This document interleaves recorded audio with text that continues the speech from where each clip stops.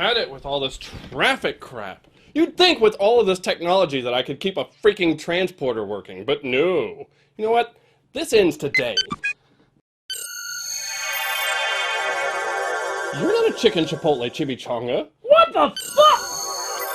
That shouldn't have happened. Maybe the target locking mechanisms need to be recalibrated. Incoming transmission.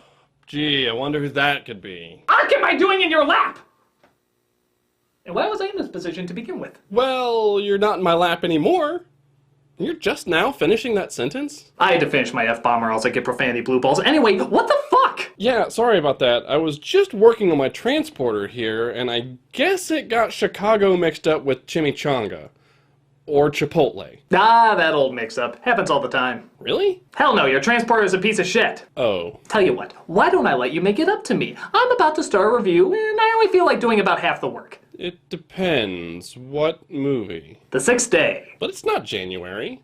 Besides, I thought you stopped doing Schwarzenegger month. Yeah, you're right. Next time we're at a con, I'll just slit your wrists and leave you in a bathtub for housekeeping to find.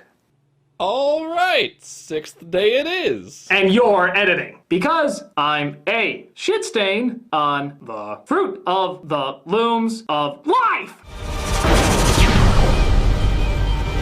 Welcome, science fiction fans, to another installment of That Sci-Fi Guy. And hello, I'm the Ностальгирующий Critic. I remember it so you don't have to.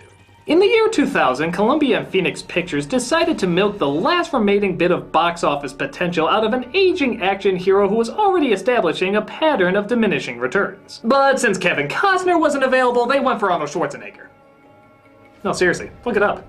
Like all great works of fiction, our movie opens with a quote from Genesis. Genesis? What the hell was that? Oh, it's just a callback to my search for Spock review. I'm surprised you don't remember it. I wasn't really paying attention. For me, your Star Trek reviews didn't really turn a corner until later.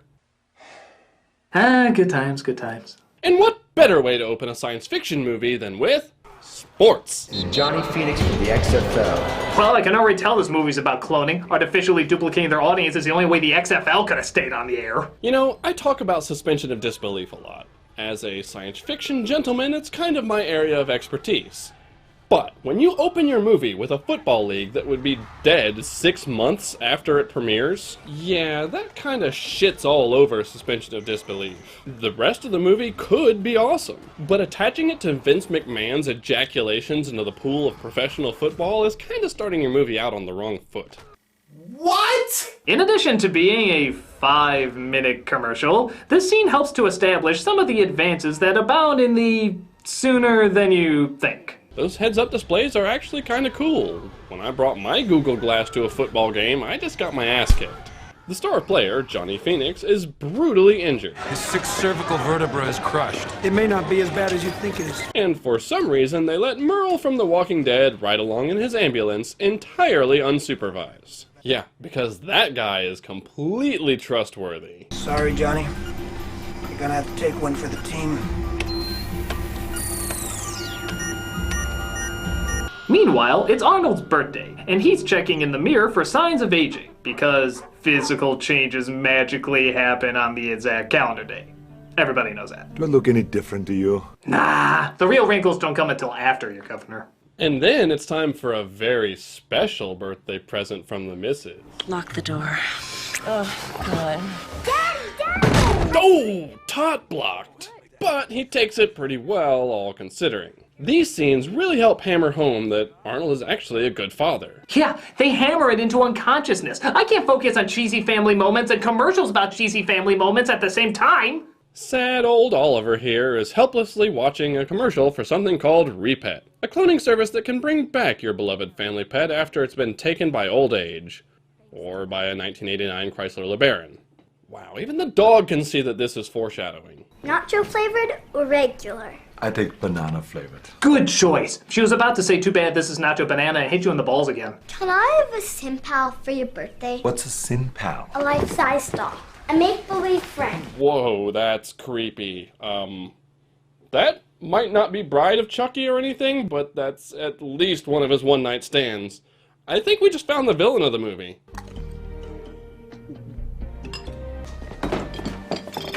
You are getting low on milk. Thank you for ordering milk. You know, the Internet of Everything is cool and all, but Did he just put rotten milk back in the fridge? Throw that shit away, man! I love how the fridge is smart enough to tell him he's low on milk but can't tell that he's become a rancid, curdled slurry. We then meet Hank, Arnie's sidekick / hetero life partner, and they head out to work in Hank's self-driving car. It may not have been OnStar, but the fact that a cheesy turn-of-the-century Arnold movie had the foresight to predict self-driving cars is pretty impressive. OnStar will now disengage automatic drive. Are you ready? Yes. And Hank even uses the appropriate tone for talking to technology. At work, Arnold gets some sad news. They had to put Oliver to sleep. And I'm sure no one saw that coming. We then get introduced to Hank and Arnold's business, which apparently involves airlifting douchebags to scenic locations and then nearly running into mountains on the way back. Arnold is testing new remote controls, a convenience I'm sure will never come in handy later on in the film at all. We find out that due to a VIP they'll be transporting, the pilots are going to have to go through a few tests. Oh, and Drucker's office just called. Guess what? We're all going to be tested for drugs and alcohol. We're gonna be tested? Not you guys, it's just us pilots. Boy, I sure am glad I didn't have to get tested before I took this job. There's this fungus that grows on the dark side of Tau Ceti 4. Shit will have you tripping for days. No kidding. And hey, you're a science guy. How long do you think it takes for a powdered horse scrotum to leave your system after you smoke it? Moving on. Yeah, you better. The technician walks Arnold and Hank through the tests, which actually look a little too painless. Didn't feel a thing. Now sign this form signing your life away. You're in both Hollywood and politics, so this should be nothing new to you. Now I need to check your vision. Place your chin here. Look straight ahead. Right here? Mm-hmm.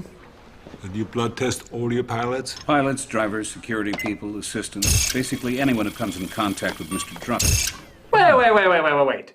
So that futuristic cyborgy art that we've seen on all the posters is nothing more than him getting his vision tested? That would be like the Fast and the Furious movies advertising themselves with Vin Diesel at the DMV. Hank's a swell guy, and apparently a bit of a repet fanboy, so he offers to let Arnold go home while he pilots the VIP Mr. Drucker around. You know, I could take care of Drucker. That way you could have plenty of time to get Oliver cloned. They specifically asked for Adam. Yeah, I know what specifically means. I also know that the bodyguards can't tell the difference. They never got our names.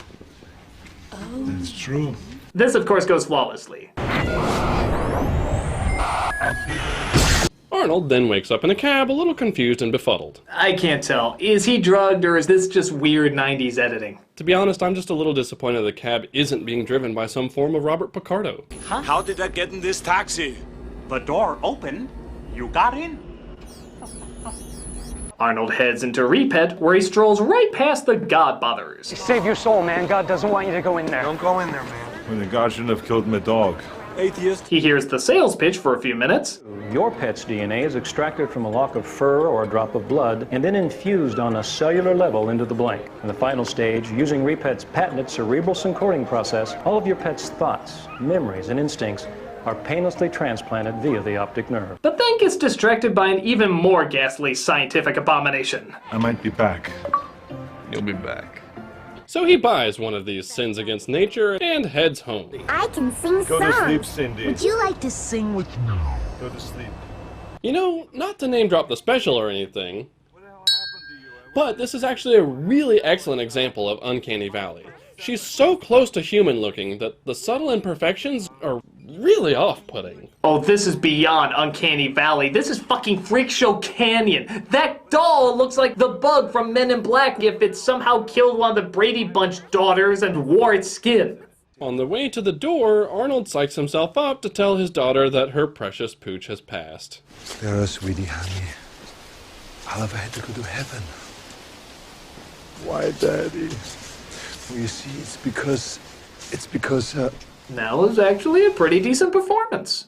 You know, maybe I misjudged Arnold all these years. Maybe he actually is capable of giving a very heartfelt and emotional performance. Shit, Oliver, why did he have to die? And the moment has passed. When he arrives, he finds that Oliver has indeed been repetted, and his birthday party is already in progress, which would be strange enough if it weren't for the fact that he sees himself inside enjoying it. More importantly, there's another one of those sim pals. Kill it! Kill it with fire!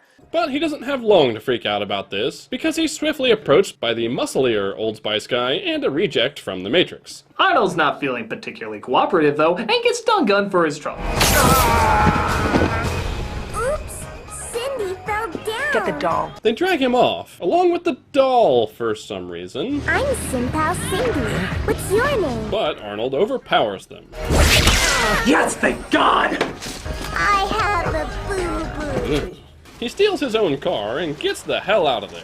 Unfortunately, Arnold then takes on an unwanted passenger. Stop the car! I'm Simpal Cindy. What's your name? Why do they still have that horrible doll? Is there some sort of importance to the story that I'm not seeing here? Maybe he wanted to be sure he didn't leave any DNA on it. You know, in case he tested it out. Know what I mean? Huh? Did you already forget how utterly creepy that doll is? Hey, a mouth is a mouth. And given his history with maids, would that really surprise you? Somebody do something about that damn doll! I have a boo-boo. Not Trinity gets killed by a stray shot, but the chase is still on. Tired of being shot at, Arnold remembers that one weird trick to get rid of an armed pursuer.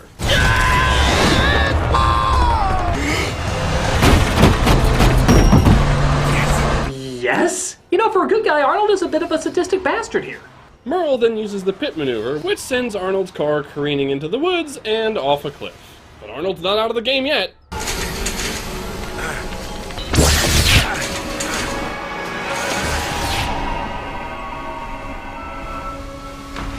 Okay, now he is. Please, he'll be fine. Arnold has gills. Why else do you think he talks like that? We cut to a press conference being held by Robert Duvall and some sort of post-super soldier serum Bob Saget. And just like in far too many Robert Duvall roles, he's playing an old guy in a suit with a high-maintenance wife. Arnold washes up on shore and, like an actual sane person, he goes to the police. Unfortunately, they are less than helpful. You stole your own car. Hello, I'm your court-appointed virtual attorney. You don't have to answer that question. Is my client being officially charged with auto theft? I didn't steal it. It's mine. He claims the report was filed by his clone. I see. Loading the virtual psychiatrist. Oh, Mr. Gibson. What seems to be the trouble? They put him in a waiting room while Merle is given a heads up on where he is. Evil Bob Saget's crew decide they have enough time to bring back not Trinity before they bother to go collect Arnold. God damn it, son of a bitch! Yeah, that's about how I wake up every morning. It's not until Arnold has been hanging around for what seems like hours that he realizes that he's being held against his will. That's actually pretty slick. Kind of like how it takes you 20 minutes in an Applebee's to realize you're in an Applebee's. But instead of trying to make a bunch of racket and demand to be let out, Arnold has a different plan. You know, I think at this point it's in his contract that he has to bust through glass at least once in every movie. On his way out of the facility, he runs into the goon, previously known as Speed Bump. You're dead. No. You're dead. Fortunately for these guys, they have an unlimited supply of one-up mushrooms. Try to stay dead this time. Meanwhile, Hank is coming home to his virtual assistant with benefits. Oh, Hank. I think it's so sexy when you go right to the chair. I know you do. Well, at least it's better than Wookiee porn. Truly fandom's darkest hour. Oh, we are excited, aren't we? Unfortunately for Hank, sexy time is called off by Arnold's arrival. That's a real gush.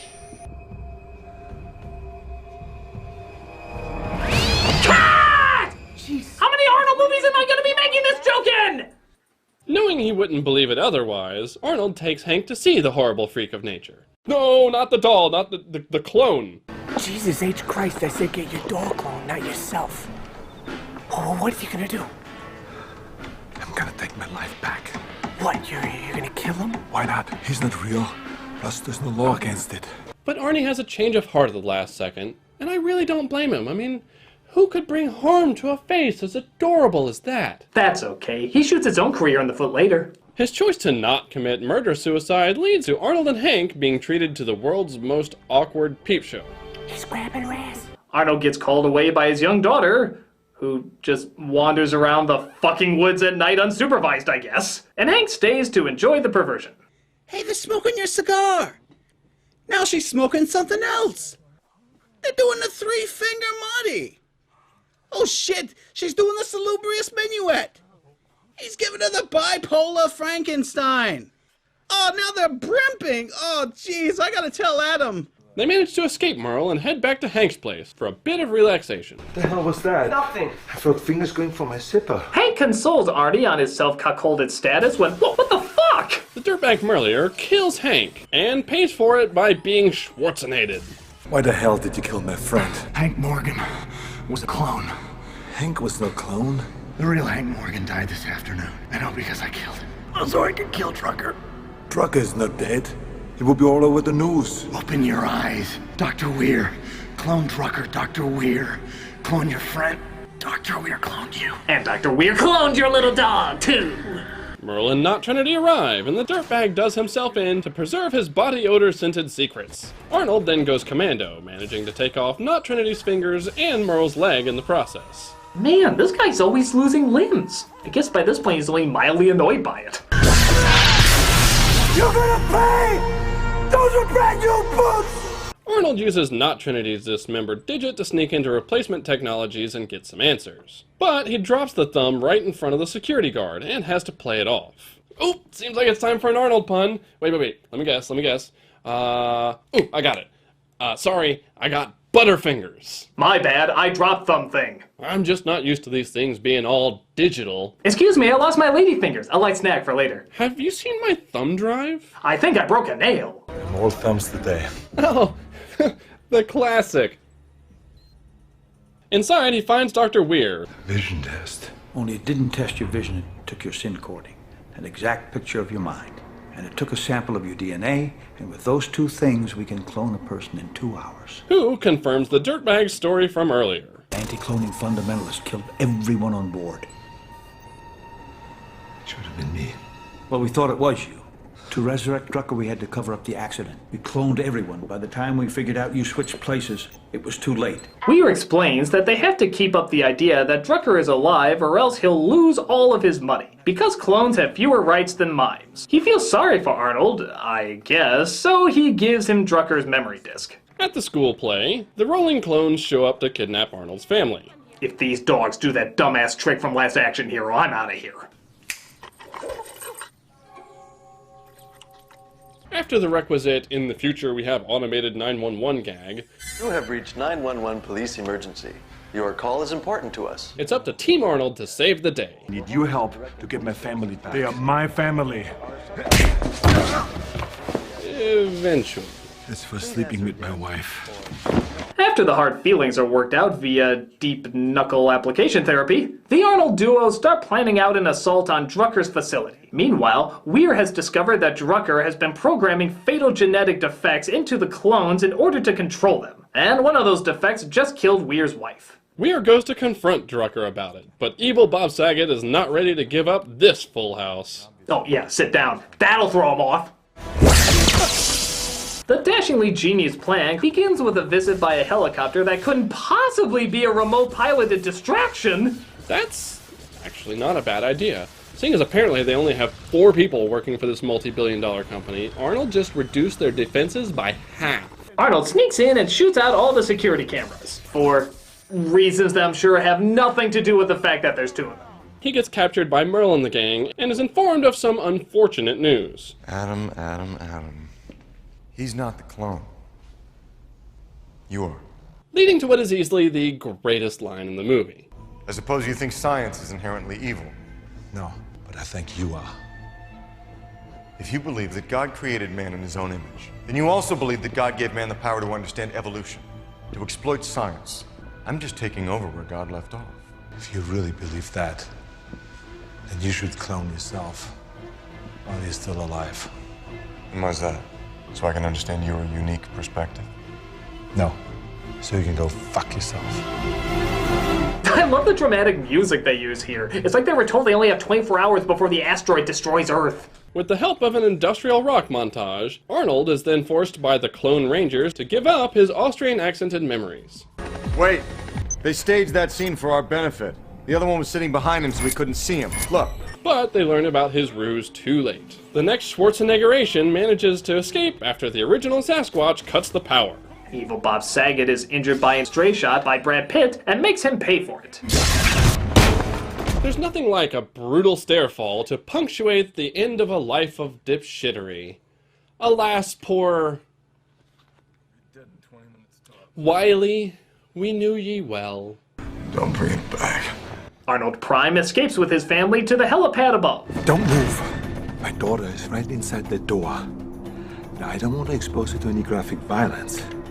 She already gets enough of that from the media. Mostly my movies. Evil Bob Saget struggles to get his new body de-gooified, while new Arnold hides from Not Trinity in the clone vats. It's the fart tube. Not Trinity is picked off and hung out to dry, while Merle gets killed by... water, I guess. Schwarzenegger makes it to the final boss round as he's face to face with evil Bob Saget's half-baked meat sack. When I say you should screw yourself, I didn't mean for you to take it literally. Actually, it was go fuck yourself, but they're obviously trying to go for the PG-13 rating. He makes it out of the facility just in time, thanks to the help of Arnold Classic. Typical. The only man Arnold will allow himself to be saved by is Arnold. In the end, Clonold bids farewell to the family, and the two go into business together. We hope you enjoy Multiplicity with guns. This was, dare I say it, not as bad a movie as I thought it would be. I mean, okay, it wasn't perfect. Some of the scenes, like Hank's death, really lacked the gravity they should have. There were plenty of scenes blatantly ripped off from Total Recall. And you can probably predict a lot of the action without really putting too much extra data on your sync cord. But overall, I thought it was surprisingly kind of enjoyable. And other than the fact that the real world was only enjoying the wonders of the XFL for a short period of time, this movie actually did a pretty good job anticipating some of the advancements in technology that we're seeing today. You had Google Glass in the helmets, intelligent refrigerators, the self-driving cars, drones, and it was all wrapped up in a movie that was well thought out and fun. In fact, it wouldn't have even been that corny had it not been for Arnold himself. But of course, consider the alternative. Oh, Superman's dead my ass. Until next time, science fiction fans, here's your sci-fi clip of the... tell me why the hell I woke up in your closet? By the way, sweet Superman underwear. Alright, now I know you're fucking with me. I never should have let you edit. No, I'm just as surprised as you are. I guess maybe the transporter made a copy of you like that time on Next Gen with Riker? I don't remember recording that, though I did look particularly sexy that day. So, what are we gonna do about that? Do my atoms have to choose which critic to inhabit? This better not open up another plot hole. There's a very simple solution here. What, cross the streams and transport us both back into one body? Nope. Coin flip. Heads, he stays here and cleans my house. Tails, I beam him back to your place and he can serve as your sex slave. Yeah, okay, proceed. Oh, fuck this shit! Obtain him! Oh, shit, wait. Sci-fi clip of the day. It's good to have you back, Ensign. Thank you, I think. Something wrong? I'm not sure. I mean, this isn't really my ship. And you're not really my captain, and yet you are, and there's no difference. But I know there's a difference. Or is there? It's all a little weird. Mr. Kim, we're Starfleet officers. Weird is part of the job.